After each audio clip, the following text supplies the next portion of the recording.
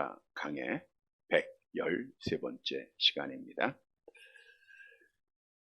예수를 믿지 아니하는 자들의 마음에는 한 사람밖에 없다 그랬죠. 악한 영에 속한 마음, 악한 영에 속한 옛사람입니다. 그래서 저들은 주일에 예배드리지 않고 놀러가도 양심의 가책이 없죠.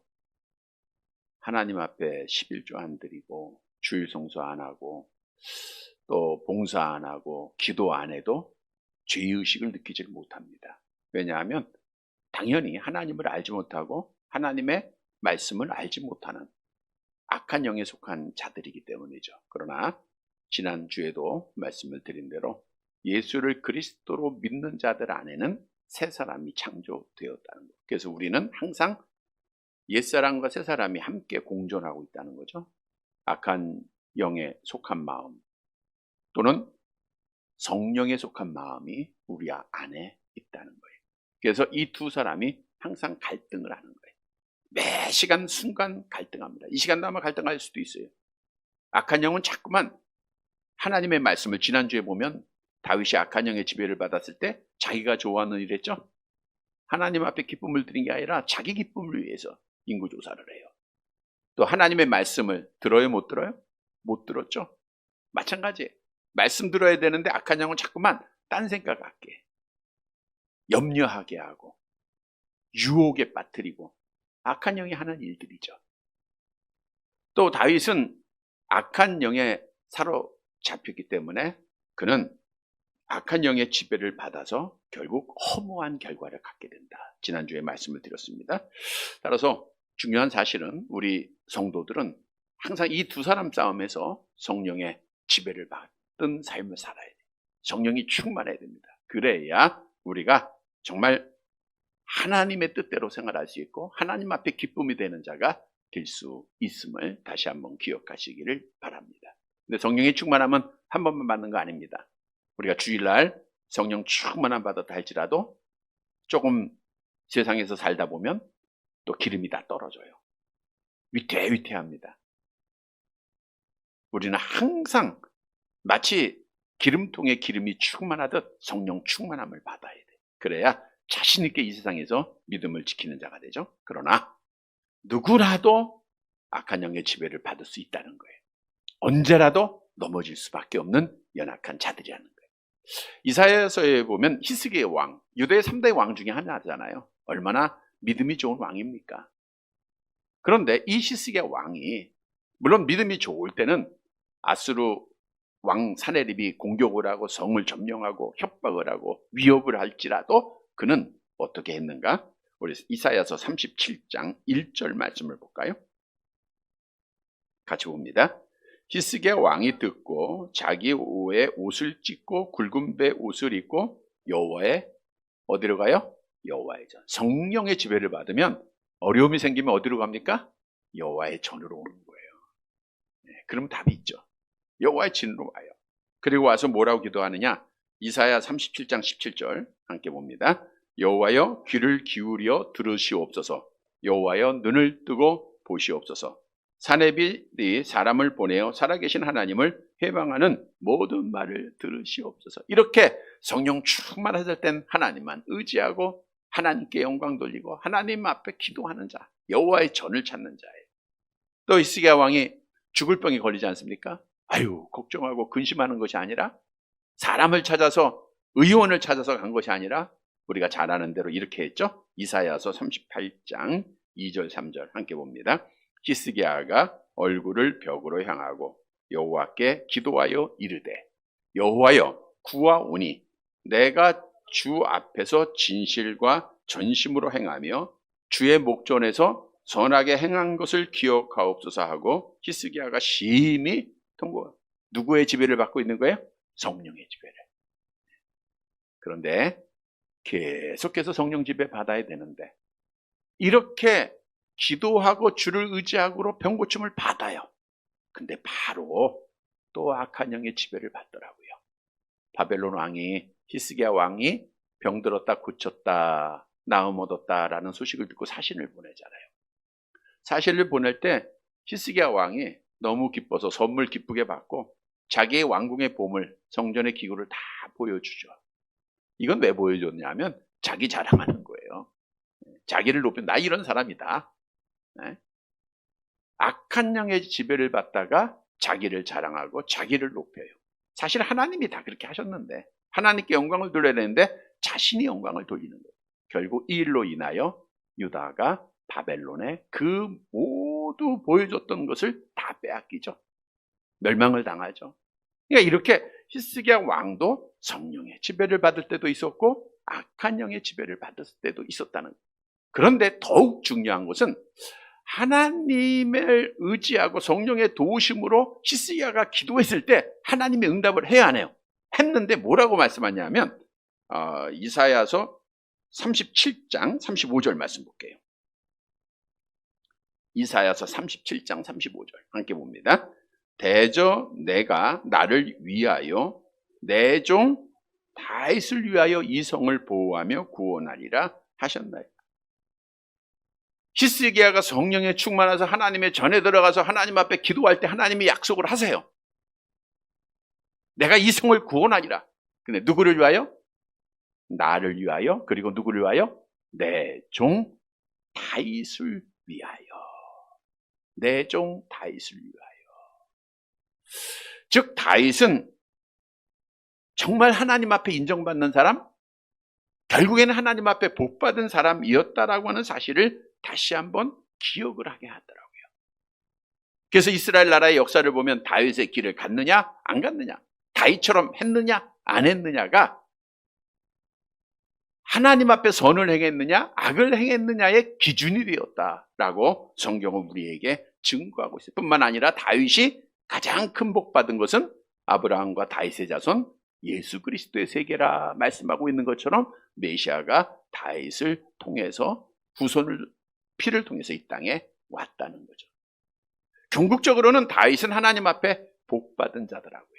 우리가 다윗이 악한 영에 사로잡혀서 여러 가지 많은 실수도 하고 하나님 의지하지 않았던 여러 모습도 있지만 궁극적으로는 다윗은 복 받은 자예요.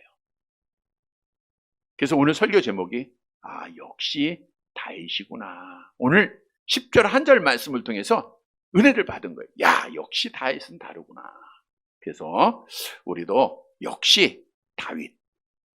우리도 다윗처럼 넘어지기도 하고 더 많이 넘어지죠 뭐 우리는. 그럴지라도 역시 다윗처럼 우리가 일어나야 되고 하나님 앞에 복받은 자가 돼야 돼. 그래서 오늘 말씀을 통해서 우리 다윗의 아름다운 신앙을 잘 본받게 되기를 바랍니다. 첫째로 역시 다윗처럼 양심이 살아있어야 돼. 양심. 본문 10절 상반절 말씀만 보도록 할게요. 10절 상반절 함께 봅니다. 다윗이 백성을 조사한 후에 그의 마음에 자책하고. 자, 자책이다라고 하는 것은 손이나 무기 따위로 쳐서 다치게 하는 것, 죽이는 것을 말하고 있어요. 즉 다윗은 자기의 마음을 죽이는 거예요. 마음을 막 치는 겁니다. 마음을 다치게 하는 거예요. 그 마음은 바로 양심을 말하고 있죠. 즉 다윗이 인구조사를 마치자마자 다윗의 양심에 가책을 느끼는 거예요. 막 찔림을 받습니다. 여기서 우리가 잘 봐야 할 게 있어요. 다윗이 이전에 큰 죄를 범했던 것이 우리아의 아내 밧세바를 취한 거죠. 아무래도 너무 큰 죄, 그리고 우리아를 죽였던 거. 그때 다윗은 언제 죄를 깨닫게 되죠? 나단 선지자의 꾸중을 듣고, 즉 하나님의 말씀을 듣고요. 하나님이 나단 선지자를 통해서 말씀하셨잖아요. 그 말씀을 듣고 깨달아요. 이게 죄였구나. 근데 오늘 본문으로 가보면 하나님의 말씀을 듣기 전이에요. 마음의 법, 양심이 그를 쳤다는 거예요. 자, 이 말은 뭘 의미하고 있느냐? 다윗은 그래도 양심이 살아있었다는 것. 그래서 오늘 우리에게 주는 교훈은 우리도 다윗처럼 양심이 살아있는 자가 돼야 돼. 양심이 죽고 양심이 마비된 자가 아니라 정말 살아있는 자가 돼야 돼. 하나님께서 우리에게 두 가지 법을 줬어요. 하나는 마음의 법, 또 하나는 율법, 하나님의 말씀이죠. 죄라고 하는 게 뭐냐? 죄는 요한일서 3장 4절 말씀 함께 봅니다. 죄를 짓는 자마다 불법을 행하나니 죄는 불법이다. 죄는 불법이에요. 먼저는 하나님이 주신 마음의 법에 어긋나는 게 죄예요. 양심에 어긋난 행동을 취하는 게 죄입니다. 또한 성경의 66권 말씀의 기준에 어긋나는 게 죄라고 하는 사실을 성경은 증거하고 있어요. 그래서 우리가 율법이 없어도 양심을 통해서 죄를 깨닫는 것이 인간이에요. 왜? 하나님이 마음의 법을 주었으니까. 로마서 2장 15절에 말씀하고 있잖아요. 함께 봅니다. 이런 이들은 그 양심이 증거가 되어 그 생각들이 서로 혹은 고발하며 혹은 변명하며 그 마음에 생긴 율법의 행위를 나타내는 양심이 증거가 돼요. 그래서 하나님을 잘 알지 못하는, 아니 하나님을 아예 모르는 자들에게도 마음의 양심은 있죠. 그러다 보니까 저건 나쁜 거야, 그건 잘한 거야, 어떤 기준을 가지고 있잖아요. 기준. 그것은 마음의 법이 그들에게 있다라고 하는 증거입니다. 마음의 법이. 그래서 하나님을 아예 모르는 나라들에도 법을 세울 때 양심이 근거돼 가지고 법을 만드는 거예요. 살인을 하게 되면 사람을 처형하는 거고, 도둑질하게 되고 강도짓을 하면 이게 양심이 기준이 되는 거예요. 그게 양심의 법입니다. 그들이 성경을 따라서 한 건 아니고 하나님께서 주신 마음의 법을 따라서 한 거예요. 자, 그런데 중요한 사실은 마지막 되다 보니까 양심이 마비된 자들이 많아지고 있다는 거예요. 죄를 죄로 여기지 아니하는 자들이 많아지고 있어요. 성경도 이런 사람을 이렇게 말씀하고 있죠. 디모데전서 4장 2절 함께 봅니다. 자기 양심이 화인을 맞아서 외식함으로 거짓말하는 자들이라. 양심에 화인을 맞은 자들이다, 이렇게 표현하고 있어요. 화인이라는 것은 시뻘겋게 달구어진 인두로 낙인을 찍었다, 그 뜻이에요. 자, 바울이 말씀을 기록할 당시 가축이나 종을 샀을 때 내 것이다 라고 표를 하기 위해서 뜨겁게 인두를 달구고 살에다가 이제 신체 일부에 낙인을 찍는 거예요. 낙인을 찍습니다. 양심에 그 낙인이 찍혀졌다는 거예요. 자, 인두로 낙인을 찍게 되면 그 찍힌 자리가 시간이 지남에 따라 딱딱하게 굳어져요. 그리고 무감각하게 됩니다. 그래서 종에게 낙인을 찍었을 때 이건 없어지지 않으니까, 짐승에게 낙인을 찍으면 이건 내 소유라고 하는 것이 없어지면 안 되잖아요. 그러니까 낙인을 찍게 되면 딱딱하게 굳어서 없어지지가 않는 거예요. 마찬가지예요. 우리의 양심에 낙인이 찍히게 되면 딱딱해요. 마음이 굳어집니다. 그리고 죄에 대해서 무감각해진다고 하는 사실이에요. 그러니까 오늘날 우리 주위에도 그런 분들이 많잖아요. 정말 거짓말을 잘해요. 밥 먹듯이 해요. 근데 죄를 못 느껴요. 교회 다닌다 그래요. 하나님의 일 맡은 자라 그래요. 거짓말을 그렇게 잘하는데 죄로 여기지는, 이 양심에 화인 맞았다 그거예요. 외식된 행동을 해도 조금 창피하고 그러면 양심이 살아있는 거예요. 아무 죄를 못 느껴요. 다른 사람을 해하는 행동을 하고도 죄를 못 느껴요. 오늘날 그런 사람들이 많죠. 참 이상한 사람들. 다른 사람을 막 죽이기도 하고, 다른 사람에게 해를 끼치잖아요. 그런데 아무 양심이 없어요. 그래서 가끔 이렇게 화면상 보면 큰 죄를 범하고, 큰 죄라는 게 어쨌든 많은 사람에게 해를 끼쳐나가고 있어서 뻔뻔하게 있는 사람들 있잖아요. 어떤 사람은 고개 숙이고 죄송합니다 하는 사람, 이 사람 양심이 그래도 있는 자예요. 근데 그렇게 많은 악한 일을 하고 불의한 일을 하고도 죄로 여기지 않아요. 양심이 마비된 자, 화인 맞은 자입니다.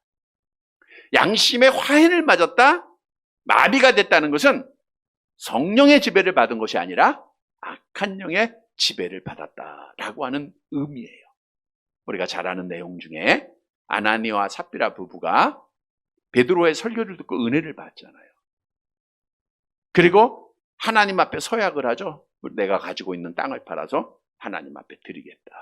땅을 팔고 나니까 욕심이 생겨. 그리고 얼마만 드리고 얼마는 감춥니다. 베드로가 뭐라고 얘기했냐면 사도행전 5장 3절 함께 봅니다. 베드로가 이르되 아나니아야 어찌하여 사단이 네 마음에 가득하여 네가 성령을 속이고 땅값 얼마를 감추었느냐. 베드로가 먼저 물어. 이게 다냐? 알면서 하나님이 알려줬으니까 알잖아요. 근데 물어봤어요. 이게 양심이 화인 맞으니까 거짓말을 해도 죄를 죄로 여기지 않은 거예요. 악한 영이 그의 양심의 화인을 맞게 한 거예요. 양심을 마비시켜버린 거예요. 그러니까 죄를 느끼지 못하다가 결국 그가 죽임을 당했음을 성경은 증거하고 있어요. 여러분, 우리가 교회 다니면서 또는 우리 주위 사람들 앞에 저 사람 양심이 마비된 사람이야. 양심이 없어. 이런 말 듣고 있지는 아니한가. 하나님의 영광을 가리는 말이겠죠. 여러분, 오늘 본문으로 가보면 다윗은 비록 악한 영에 의하여 인구조사를 하고 죄를 범하였지만 그가 바로 마음에 깨닫는 거예요. 양심의 가책을 느껴요. 야, 이거 내가 잘못했구나. 즉 다윗의 양심은 그래도 살아있는 양심이었다고 하는 거예요. 그래서 우리도 다윗처럼 살아있는 양심을 갖는 자가 꼭 되어야 됩니다. 잘 아는 사도 바울의 말씀을 다시 한번 볼게요. 로마서 7장 23절 함께 봅니다. 내 지체 속에서 한 다른 법이 내 마음의 법과 싸워 내 지체 속에 있는 죄의 법으로 나를 사로잡는 것을 보느나. 마음의 법, 양심이 있잖아요. 그리고 죄의 법, 악한 영에 의한 것. 그래서 우리는 악한 영은 자꾸만 우리의 양심을 마비시키는 일을 해요. 도장을 자꾸만 찍습니다. 화인을 찍어요. 그러다 보면 죄를 죄로 여기지 못하니까 결국 하나님 앞에 아나니아처럼 버림을 받게 돼요. 그래서 우리는 오늘 본문의 말씀을 통해서 양심을 회복하자. 역시 다윗처럼 양심을 가진 자가 되자. 그래도 적어도 양심 있는 자가 돼야 된다. 로마서 5장 5절 말씀이죠. 함께 봅니다. 소망이 우리를 부끄럽게 하지 아니함은 우리에게 주신 성령으로 말미암아 하나님의 사랑이 우리 마음에 부은 바 되었으니. 양심이 살아나기 위해서는 성령의 지배를 받는 거예요.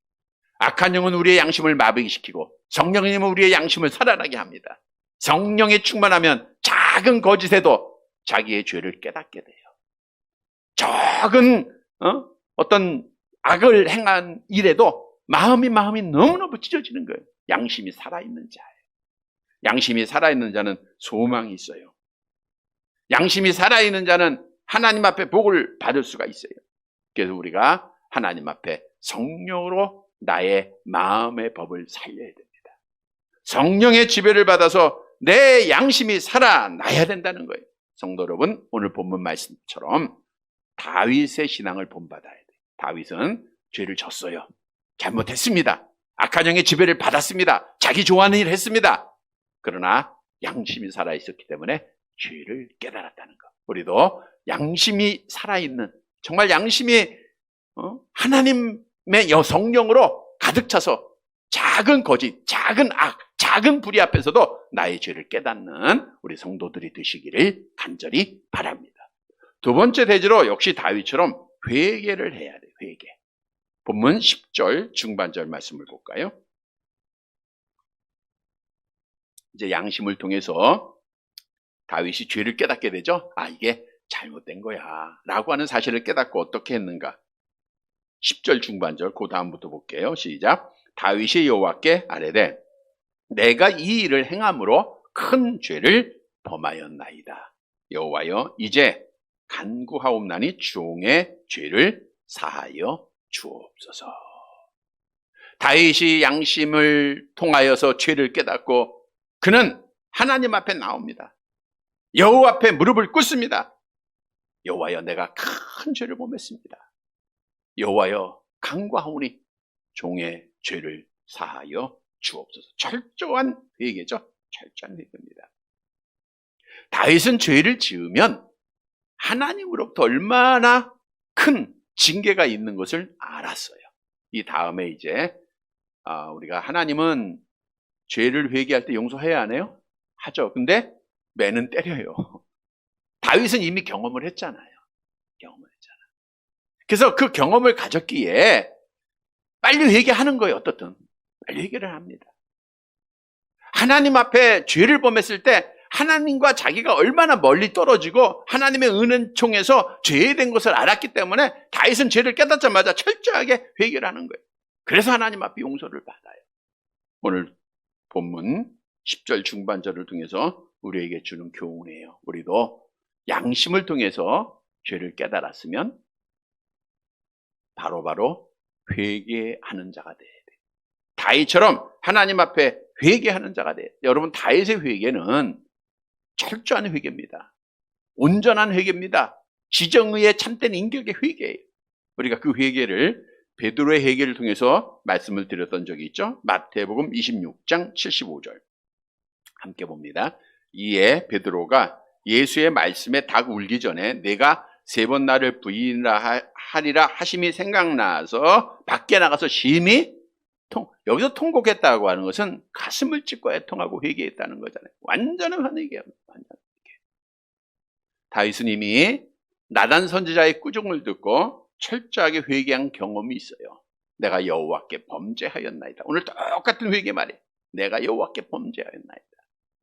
그때 다윗이 어떻게 회개했었죠? 시편 51편이 다윗이 밧세바를 취한 후 회개하는 말씀을 기록하고 있는데 51편 1절 함께 봅니다. 하나님이여 주의 인자를 따라 내게 은혜를 베푸시며 주의 많은 긍휼을 따라 내 죄악을 지워 주옵소서. 시편 6편 6절 계속 봅니다. 내가 탄식함으로 피곤하여 밤마다 눈물로 내 침상을 띄우며 내 요를 적시나이다. 철저한 회개입니다. 회개하고 돌아올 때 하나님은 안아주세요. 회개하고 돌아올 때 하나님은 죄를 용서해 주십니다. 여러분, 죄 용서는요, 우리가 잊어버린다고 되는 거 아니라 그랬죠? 선한 일로 값을 치르는 거 아니에요. 어떤 분은 죄를 가리기 위해서 고아원에 가서 봉사하고 양로원에 가서 봉사하면 하나님이 이렇게 값을 치러주는 것으로 생각을 하는 자들이 많아요.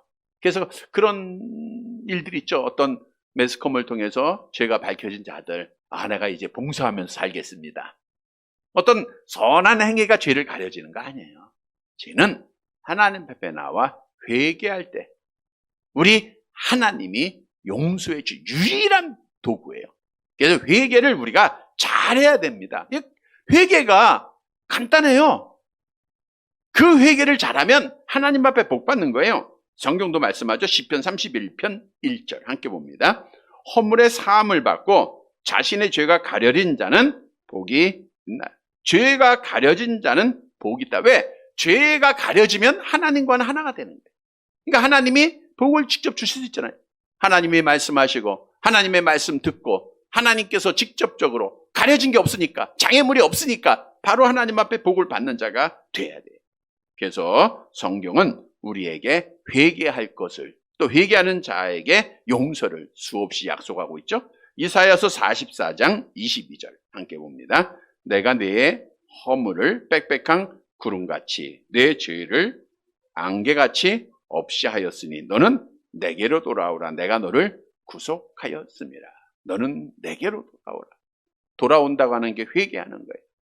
만일 우리가 주의 죄를 자백하면 저는 미쁘시고 의로사 의리 죄를 사하시며 모든 불의에서 우리를 깨끗게 하실. 오라 우리가 서로 변론하자. 너희 죄가 좋은 것 될지라도 눈과 같이 씌어질 것, 지름같이 붉을지라도 양털같이 될 것. 성경이 약속하는 거예요. 그래서 우리는 하나님 앞에 회개하고 돌아오면 됩니다. 회개하고 돌아올 때 탕자를 하나님이 먼저 가서 안아줬도 항상 안아주세요. 기뻐하세요. 그래서 우리가 회개를 두려워하지 말아야 돼요. 회개를 즐겨야 돼요. 왜? 우리는 죄를 즐겨하고 죄를 항상 짓는 자들이에요. 항상 짓습니다. 항상 져요. 기도하다가도 내 뜻대로 안 되면은 에이 하고, 정말 하나님의 은혜 잊어볼 때 많고, 정말 인내해야 되는데 하지 못할 때가 많고, 미워하지 말아야 되는데도 우리가 마음에 또 죄를 범하고, 수 없는 죄를 반복하고 있잖아요. 하나님의 말씀 따라 행하는데 그렇지 못할 때가 너무너무 많잖아요. 하나님이 기뻐하는 일을 해야 되는데 그렇지 못할 때가 있잖아요. 근데 한 가지 할 수 있는 게 뭐예요? 회개를 하는 거예요.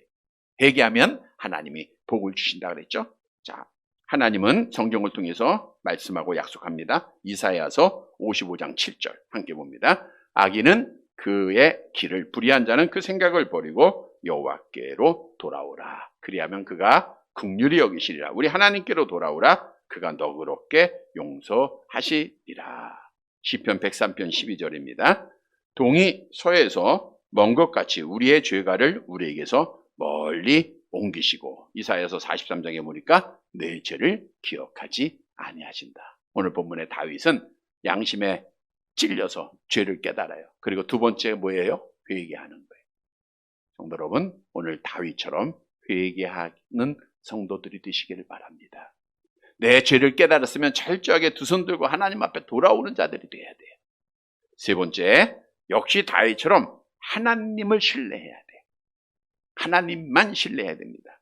본문 10절 하반절 말씀, 회개를 하면서 다윗이 이렇게 고백을 하죠.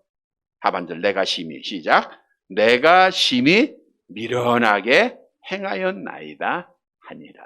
여기서 미련하게 행하다라는 것은 신뢰하지 못했다 이거예요. 우리가 다윗이 인구조사할 때 왜 다윗이 인구조사를 했는가 라고 하는 이유에 대해서 말씀을 드리는 중 한 가지가 있죠. 여호와를 신뢰하지 못하고 군사력을 의지하기 위해서 하나님께서 이스라엘 백성들이 왕을 요구할 때 뭘 많이 두지 말라? 병거를 많이 두지 말라. 군사력 많이 두지 말라는 거예요. 강한 나라가 되지 말라는 것이 아니라 하나님 의지하라는 거예요. 우리도 돈 많은 사람은 돈 의지하잖아요. 하나님 의지 안 하잖아요. 권력 있는 사람은 권력 의지하잖아요. 빽이 많은 사람은 빽을 먼저 생각하잖아요. 여러분, 우리는 의지할 분이 하나님밖에 없음을 믿으시기를 바랍니다. 여러분들이 어떤 일이 당해도 어떤 어려움이 있어도 하나님만 의지하고 하나님만 신뢰해야 돼요. 왜? 오늘 본문에 다윗 보니까 여호와를 신뢰하지 않은 것 깨달아요. 그리고 나서 말하기를 여호와여 내가 심히 미련하게 했습니다. 심히 미련하게 했습니다. 왜냐하면 하나님은 선지자를 통해서 나단 선지자를 통해서 다윗에게 분명히 약속을 했어요. 어떤 약속을 했느냐? 사무엘하 7장 16절 함께 봅니다. 내 집과 내 나라가 내 앞에서 영원히 보존되고 내 왕위가 영원히 견고하리라 하셨다. 그럼 믿어야 돼, 안 믿어야 돼? 말씀이에요. 하나님의. 신뢰해야죠. 그런데 다윗은 이제는 내가 한번 해보고 싶은 거예요. 그래서 칼을 뺄 만한 자들 군사력을 계수하게 한 거 아닙니까? 내가 군사력 의지해서 내 나라 내가 한번 세워보자 라고는 하나님과 거리를 하나님은 분명히 약속했어요. 어떤 일을 당해도 내 나라가 영원하고 견고하게 될 것이다. 그러면 이 말씀만 믿으면 돼. 신뢰하면 돼. 왜? 하나님의 말씀이니까. 근데 그 말씀을 신뢰하지 못하였다 그거예요. 오늘 본문에. 자, 이렇게 고백한 다윗은 이제 여호와를 신뢰했을까요? 안 했을까요? 신뢰했겠죠. 그래서 역시 다윗이 된 거예요. 그래서 오늘 우리에게 주는 교훈입니다. 우리도 여호와 신뢰하지 못할 때 참 많아요. 우리는 하나님의 말씀 가운데 약속된 하나님의 약속을 신뢰를 해야 돼요. 완전히 믿으라 그거예요. 믿으라. 여러분, 연약한 인간이기에 우리가 불신앙에 떨어질 때가 참 많습니다. 불신앙에 떨어질 때가 많아요. 기도했는데 내 뜻대로 안 될 때, 아프고 힘들 때, 우리가 실망할 때 참 많죠. 그러나 신앙인은 하나님의 뜻임을 받아들여야 돼요. 도마가 먼저 부활을 만났던 제자들이 야, 우리 선생님이 부활하였더라 증언하니까 도마는 이렇게 논리적으로 대답을 한 적이 있죠. 뭐예요? 예수님의 손과 팔, 옆구리 내가 만져보지 않고는 나 예수 부활 안 믿겠어. 그때 예수님 뭐라 그래요? 너는 본고로 믿느냐? 나를 보지 않고 믿는 자는 복되도다. 하나님의 말씀을 그대로 신뢰하는 자가 복이 있는 거예요. 여러분, 믿음이라고 하는 것은요, 눈에 보고 믿는 거 아니에요. 손에 만져보고 이게 뭔지 구별하는 게 아닙니다. 믿음은 근거는 말씀이에요. 말씀하면 그대로 아멘 하는 게 믿음이에요. 오늘 오전에도 우리가 하나님의 말씀을 그대로 지켜야 된다. 왜? 하나님의 말씀이니까. 그건 답이 없어요. 하나님의 말씀이니까 진리예요. 올바름이에요. 그대로 지켜가는 것이 신앙생활이다 그랬어요. 우리가 믿음의 정의 있죠? 믿음은 바라는 것들의 실상이요, 보지 못하는 것의 증거다. 바라는 것들의 실상이에요. 실상은 아래 서 있다라는 건데 기초가 된다, 확실히 된다, 보증이 된다. 그러니까 믿음은 바라는 것들의 기초예요. 바라는 것. 예를 들어 보면 성경을 통해서 우리에게 하나님이 많은 걸 약속하셨죠. 우리가 예정을 믿는 것이 창세전에 하나님이 예정하셨다 그랬으니까 믿는 거잖아요. 누가 말한 거 아니에요. 성경이니까 맞잖아요. 우리가 예수를 믿으면 하나님의 자녀가 된다? 어디에 있어요? 성경에 있으니까 내가 하나님의 자녀인 것을 아는 거죠. 또 예수님께서 뭐라 그랬어요? 우리가 암송하는 구절에 보면 가서 내가 너희를 위하여 거처를 예비하면 내가 다시 와서 너희를 거처를 내가 다시 와서 너희를 내게로 영접하여 나 있는 곳에 너희도 있게 하리라. 그러니까 하나님이 거처를 예비하면 우리를 영접한다. 하나님의 말씀이에요. 그대로 믿으면 되는 거예요. 근데 이 말씀을 신뢰하지 못하는 자들은 불안한 거예요. 야, 언제 오시려나? 아유, 안 오시면 어떡하지? 자꾸만 불안해요. 여러분, 말씀을 못 믿으면 불안해요. 오늘 다윗처럼 내 힘으로 뭔가 한번 해보려고 그래요. 그러나 말씀을 믿는 자들은 눈이 오나 비가 오나 하나님의 나라를 바라보는 거예요.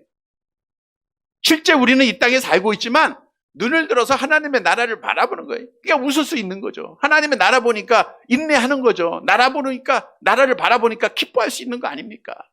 다윗이 그 믿음을 회복했다는 거예요. 하나님께서 내가 내 나라를 경고하고 영원히 하겠다라고 하는 약속을 기억하고 그 약속을 확실하게 믿었다는 거예요. 그래서 우리가 하나님이 말씀할 때마다 그 약속을 확신하는 자가 돼요. 신뢰하는 자, 이게 다윗의 믿음입니다. 여러분, 요셉은 꿈꾸는 자죠. 하나님이 주신 꿈이잖아.